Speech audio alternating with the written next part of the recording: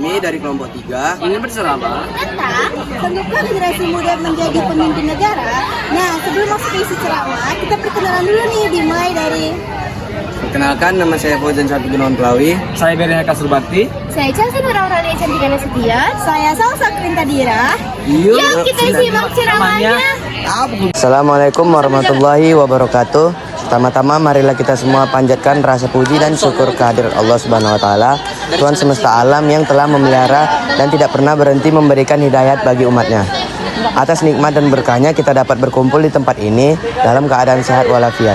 Allah Subhanahu wa taala adalah Maha Pemurah, sehingga Ia akan selalu menuntun hidup umat yang mengasihinya. Bapak Kepala Sekolah yang saya hormati, Bapak dan Ibu Guru serta staf sekolah yang saya hormati, dan teman-teman yang saya sayangi. Seperti yang sudah kita ketahui, Indonesia sebagai negara yang memiliki beragam suku, agama, budaya, dan bahasa sangat membutuhkan upaya untuk membangun kebinekaan dan persatuan nasional. Generasi muda saat ini memiliki peran yang sangat penting dalam membangun kebinekaan dan persatuan nasional di Indonesia. Generasi muda saat ini adalah pemimpin dan pemilik masa depan, tapi apakah generasi muda dapat memimpin? Sanggupkah generasi muda menjadi pemimpin negara? Baik, dalam ceramah ini saya akan membahas mengenai hal tersebut. Sebagai generasi yang akan meneruskan estafet kepemimpinan, mereka memiliki tanggung jawab untuk memelihara dan memperkuat kebersamaan serta membangun kedamaian di tengah perbedaan yang ada.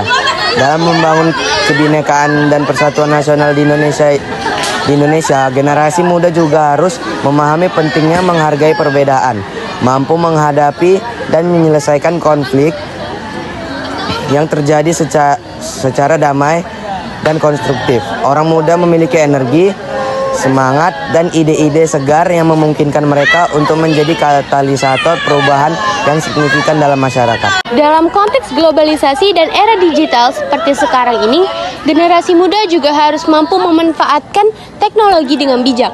Generasi muda sebagai calon pemimpin harus mempunyai pemikiran-pemikiran yang sesuai dengan kondisi bangsa saat ini dan tantangan yang mungkin akan dihadapi di masa depan, serta dapat memberikan harapan baru dan membawa angin segar bagi bangsa ini.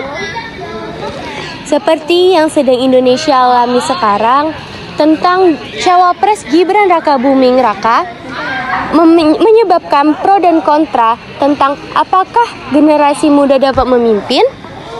Sebenarnya dalam politik perbedaan pandangan itu hal yang wajar.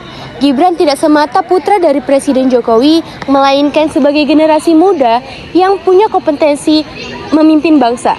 Selain berpendidikan baik, Gibran juga memiliki pengalaman bisnis dan pemerintahan. Namun, banyak yang menganggap remeh kemampuan Gibran di sini. Kecewa sama Pak Prabowo karena mengikutkan Gibran jadi wakilnya. Jadi nggak mau milih dia, kecewa banget sumpah. Meskipun terdapat beragam pendapat pro dan kontra mengenai pencalonan ini, pentingnya memberikan apresiasi dan kesempatan kepada Gibran untuk membuktikan kemampuannya dalam pemilu mendatang. Saatnya memberikan kesempatan ini untuk generasi muda memimpin, sebagaimana yang dilakukan oleh Rasulullah SAW yang pernah mengangkat seorang pemuda bernama Usamah bin Uzaid sebagai panglima perangnya ketika berusia 18 tahun.